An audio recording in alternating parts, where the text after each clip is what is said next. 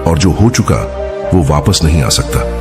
लेकिन हम दोनों भाई आपका हमेशा साथ देंगे, आपकी हमेशा सेवा करेंगे। आपको किसी बात की कोई चिंता करने की आवश्यकता नहीं है। और धीरे धीरे मैंने भी अपने मन को समझा लिया कि अब तो मुझे अपने प्रिय पत्नी के बिना ही जीना पड़ेगा।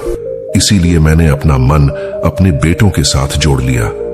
उनकी खुशी में ही मुझे खुशी होती थी, उनके दुख में ही मुझे दुख होता था।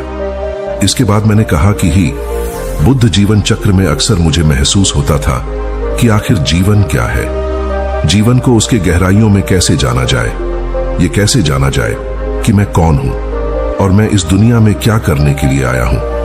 ऐसे तमाम सवाल मेरे मन में उठते रहते थे। और मुझे आपके बारे में भी पता चला कि बुद्ध ऐसी ध्यान की प्रणालियों बताते हैं जिससे जीवन का मतलब समझा जा सकता है। लेकिन मैं हमेशा सोचता रहता था कि पहले मैं अपने जीवन से दुखों और परेशानियों को दूर कर देता हूं, उसके बाद ध्यान में मैं अपना पूरा मन लगाऊंगा। और यही सोच सोच कर मैं कभी ध्यान नहीं कर पाता था। धीरे धीरे वक्त बीता रहा और आखिर में उम्र ढलने के बाद में बीमार पड़ गया। वैसे मेरे जीवन में कोई कमी नहीं रही। मेरे बेटों ने मेरा अच्छा साथ दिया, मैंने जीवन में बहुत कुछ हासिल भी किया। लेकिन अब मैं अपने जीवन में अगर पीछे मुड़कर देखता हूं तो मुझे एहसास होता है कि मेरे बचपन के दिन ही सबसे प्यारे दिन थे। तब उस आदमी ने बुद्ध से पूछा, मैं चंद मिनट का मेहमान हूं, ये मैं जानता हूं, लेकिन क्या कुछ ऐसा सूत्र मुझे बता सकते हैं जिससे कि मैं सुकून से मर सकूं, मेरे मन के सारे सवाल जवाब शांत हो जाएं और मैं जीवन का असली मतलब समझकर मर सकूं। यह सुनकर बुद्ध ने कहा कि हर इंसान को बचपन के दिन प्रिय क्यों होते हैं, क्योंकि उस समय उसे कोई भी चिंता ही नहीं रहती। वो आजाद होता है, उसके मन में कोई लालसा नहीं होती, जिस काम में भी लग जाता है उसी में मग्न हो जाता है। लेकिन जैसे जैसे इंसान की आयु बढ़ाने लगती है वैसे वैसे उसकी इच्छाएं, उसकी कामनाएं दिन ब दिन बढ़ती जाती हैं। और इसीलिए अक्सर इंसान भविष्य की तैयारी में लगा रहता है या फिर अतीत के बारे में सोचता रहता है और वह वर्तमान में जीना भूल जाता है। और वहीं अगर हम किसी छोटे बच्चे को देखें तो उसके लिए कोई भविष्य या कोई अतीत नहीं होता, उसके लिए बस वर्तमान होता है। और इसीलिए वो वर्तमान में पूरा आनंदित होकर रहता है। तुमने अपना पूरा जीवन अपनी कामयाबियों, अपने बेटों, अपनी पत्नी और अपने भविष्य की योजनाओं में ही बिता दिया। और तुम हमेशा यही सोचते रहे कि पहले मैं अपने जीवन को व्यवस्थित कर लेता हूं और उसके बाद सत्य की खोज करूंगा, उसके बाद ध्यान करूंगा। लेकिन हम यह भूल जाते हैं कि कल कभी नहीं आता, भविष्य की योजनाएं कभी पूरी नहीं होती। जब एक योजना पूरी होती है तो हमारा मन दूसरी योजनाएं बना लेता है और इस प्रकार जीवन चक्र चलता रहता है। और अब आखिरी समय में जब मृत्यु तुम्हारी सैया पर लेटी हुई है तो तुम्हें एहसास हो रहा है कि मैंने जीवन में कुछ भी हासिल नहीं किया। अब तुम्हें लग रहा है कि जो भी तुमने किया उसमें से तुम एक सुई भी अपने साथ नहीं ले जा सकते। अगर यही बात तुम उसे वक्त समझ लेते, मृत्यु कभी निश्चित होकर नहीं आती, वो तो कभी भी आ सकती है। अगर ये बात उसे वक्त तुम्हारा मन समझ लेता तो तुम उसी वक्त ध्यान और सत्य की खोज में लग जाते। तुम कोई ऐसी चीज खोजने की कोशिश करते जो तुम्हारे साथ जा सके, जो तुम्हें परिपूर्णता से मरने का मार्ग दिखा सके। उसे वृद्ध आदमी ने हाथ जोड़कर बुद्ध से कहा कि बुद्ध, यह तो मैं जानता हूं कि मुझसे गलतियां हुई हैं, मैंने अपने जीवन को सार्थक रूप से जिया ही नहीं और इस बात का मुझे बहुत गहरे में एहसास हो चुका है। लेकिन मैं आपसे फिर से वही सूत्र जानना चाहता हूं कि क्या मैं अभी परिपूर्णता के साथ नहीं मर सकता? क्या मुझे अभी सत्य की कोई झलक नहीं मिल सकती? यह सुनकर बुद्ध ने उसे आदमी का बहुत सहलाते हुए कहा कि अब तो एक ही सूत्र समझने लायक रह जाता है और वो सूत्र ये है कि तुमने जीवन में जो कुछ भी पाया या जो कुछ भी खोया वो सब यहीं पर छोड़कर चले जाओ, उसे अपने मन के साथ जोड़कर मत ले जाओ।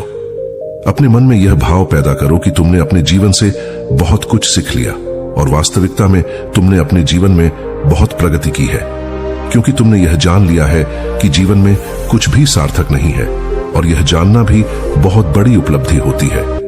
लोग जीवन भर जीते जीते मर जाते हैं लेकिन उन्हें जीवन की निरर्थकता का कोई पता नहीं चलता।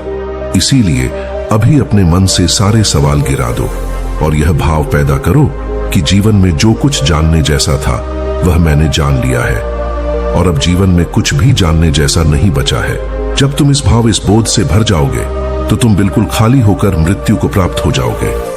और वास्तविकता में यही मरने की कला होती है। हमने जीवन में जो कुछ भी पाया, जो कुछ भी खोया, वो इसी दुनिया का था और वह यहीं पर रह जाएगा। हमारे साथ कुछ भी नहीं जाएगा।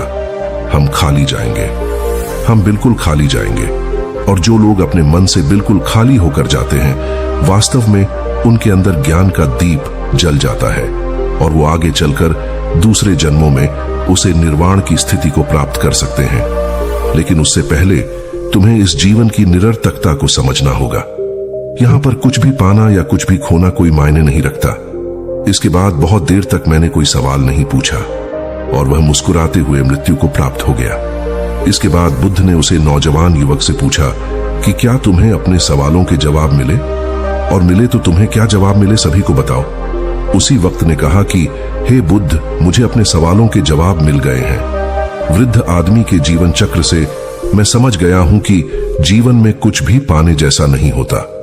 सुख हो या दुख हो, सब कुछ यहीं पीछे रह जाता है। और अगर हम इसी चक्कर में फंसे रह जाएंगे तो हम सत्य को कभी नहीं जान पाएंगे। इसीलिए जीवन में सुख और दुख तो चलते ही रहेंगे। इसके साथ साथ चलते हुए ही हमें सत्य की खोज करनी पड़ेगी। लेकिन बुद्ध, मेरे मन में अब भी एक सवाल बाकी है जिसका जवाब जानना सबके लिए बहुत ज्यादा जरूरी है। मेरा सवाल है कि मैं ध्यान की यात्रा करने के लिए बहुत प्रेरित हुआ हूं, लेकिन मुझे कोई मार्ग नहीं पता। ध्यान कैसे किया जाता है कि ध्यान की सभी प्रक्रियाएं तुम्हें होश में लाने के लिए ही बनी है, तुम्हें वर्तमान में लाने के लिए बनी है। अगर तुम किसी भी कम को पूरी उपस्थित के साथ पूरे एकाग्र भाव से अपने आप को पूरा इकट्ठा करके कर सकते हो तो तुम ध्यान में ही होते हो। लेकिन हमारा ध्यान इधर उधर भटक रहता है। अपना कम करते करते वर्तमान में रहने के लिए मैं तुम्हें एक छोटी सी विधि बताता हूं जिसके जरिए तुम अपना कम भी कर सकते हो और ध्यान को भी समझ सकते हो। जब भी तुम चलते फिरते हो, उठते बैठते हो, सिर्फ अपने सांसों पर ध्यान लगाना शुरू करो। सांस किस नाक से आ रही है, किस नाक से जा रही है, ना कि कौन से कोने से टकरा रही है। सिर्फ तुम उसके साक्षी भर हो जाओ, सिर्फ उसको देखते रहो। कुछ भी काम कर रहे हो, चल रहे हो, फिर खाना खा रहे हो, सिर्फ अपने सांस पर ध्यान लगाओ। और यह करते वक्त तुम्हें महसूस होगा कि तुम्हारा दिमाग, तुम्हारे विचार तुम्हें इधर उधर ले जाते हैं।